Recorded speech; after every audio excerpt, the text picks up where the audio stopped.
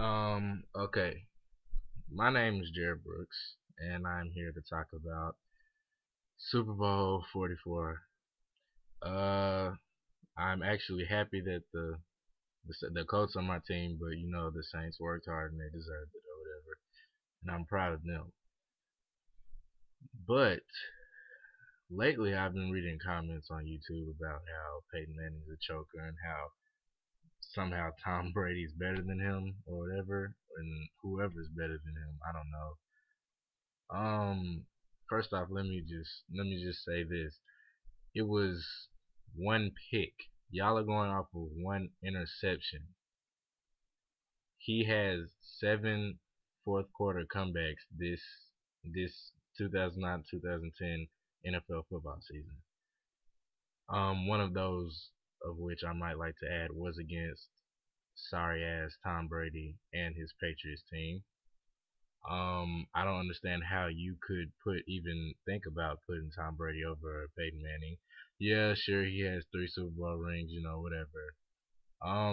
Sorry to tell you, but the first two that he got, they cheated to get those, so I wouldn't even count those if I was y'all. And on top of the fact that they got out the first round this year, I believe, against the Ravens. They shouldn't even. Tom Brady shouldn't even be in this conversation right now. But for some reason, all the Patriots fans are just going nuts about how Peyton Manning's a choker because he threw one pick. I mean, I don't understand how you could just define somebody's career over just one pick. I mean, I hope you don't think that this is they're never because y'all are talking like he's never going back to the Super Bowl. Well, let me tell you, he didn't even have all of his people this year when he went to the Super Bowl. So okay, you got Anthony Gonzalez out. You have Bob Sanders out this year. So already you have the leader of your defensive secondary that's out.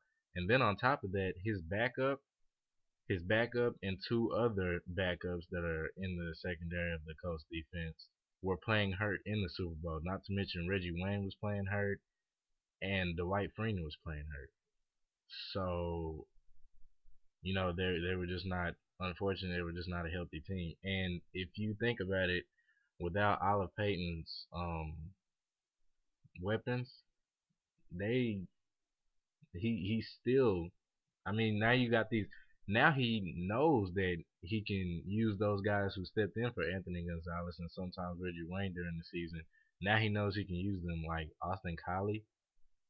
I mean, a lot of people didn't even know really who that guy was, and everybody knows now that he's pretty good freaking football player. So not only are they gonna have Anthony back next year, they're gonna have Austin Collie, Reggie Wayne, Pierre Garcon, and Dallas Clark.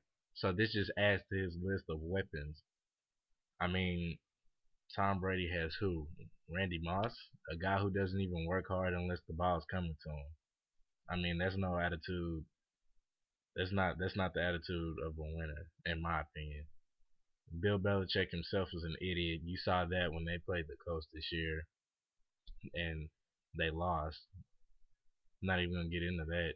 And here's another thing. Even your coach has shown that he thinks Peyton Manning is probably the best in the league right now. And let me tell you how he did that.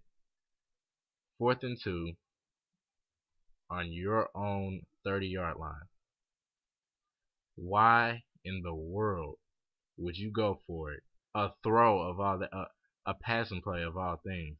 Why in the world would you go for it when you can? And it's what, like a minute 40 left.